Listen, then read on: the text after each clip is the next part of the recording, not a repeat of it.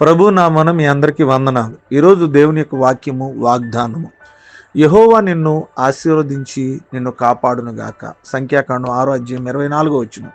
ప్రియమైన దేవుని బిడ్డలారా, ఈ లోకంలో మనల్ని ఆశీర్వదించేది, రెండోది మనం ఆశీర్వదించబడిన యావదాస్తిని కాపాడేది దేవుడు మాత్రమే అని దేవుని యొక్క వాక్యాలు, తండ్రి అయిన దేవుడు అని దేవుని యొక్క లేఖనాలు సెలవిస్తూ ఉన్నాయి. ఆశీర్వదించబడాలి, ఆశీర్వాదాన్ని ఈరోజు కాపాడుకోవాలి. ఈ రెండు కూడా దేవునిలో ఉన్నాయని దేవుని యొక్క వాక్యం మనకి తెలియజేస్తుంది. బైబిల్ గ్రంథంలోంచి యాకోబు జీవితాన్ని మనం గమనించినప్పుడు యాకోబు దేవుని అడిగాడు, నన్ను ఆశీర్వదించమని అడిగాడు.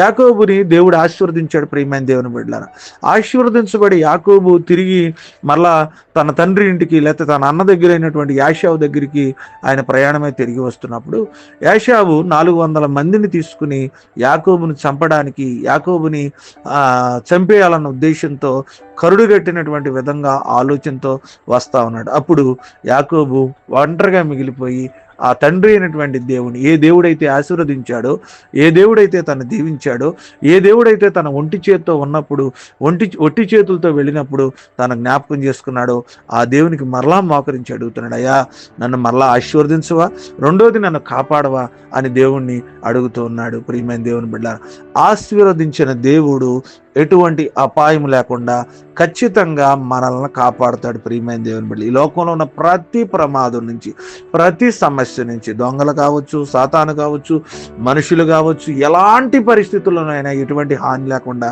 మన కాపాడుతాడు. యాకోబు జీవితంలో దేవుడు తన అన్న నుంచి అనేకమైన విషయాల నుంచి కాపాడాడు, ఆయన్ని దీవించాడు. ఈ రోజున నిన్ను దేవుడు ఆశీర్వదిస్తాడు, రెండోది నిన్ను కాపాడుతాడు, నీ చుట్టూ కంచి, కాపుదల, సంరక్షణ ఉంచుతాడు. కాబట్టి ఆ దేవుని మీద ఆధారపడి ఆశీర్వదించిన దేవుడు కాపాడుతాడు, కాపాడిన దేవుడు ఆశీర్వదిస్తాడు.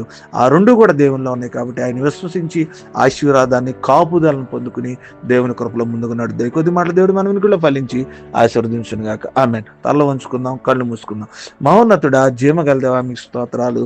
రాత్రంతా కాచారు ప్రభా, మరొక శ్రేష్టమైన దీవెనకరమైన దినాన్ని మా జీవితంలో అనుగ్రహించాడు. ఈరోజు మేము సజీవంగా ఉన్నామన్నా, క్షేమంగా ఉన్నామన్నా, నేను ఈ దినాన మళ్ళీ తిరిగి మేము లేచామంటే కేవలం మీ కృప తండ్రి.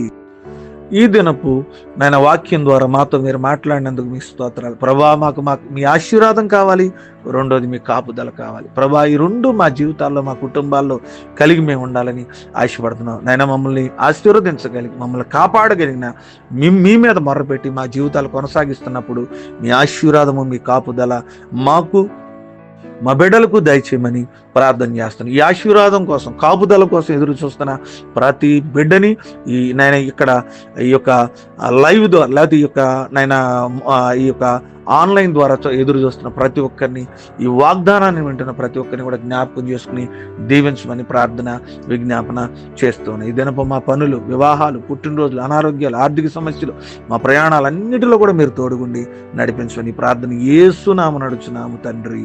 ఆమేన్.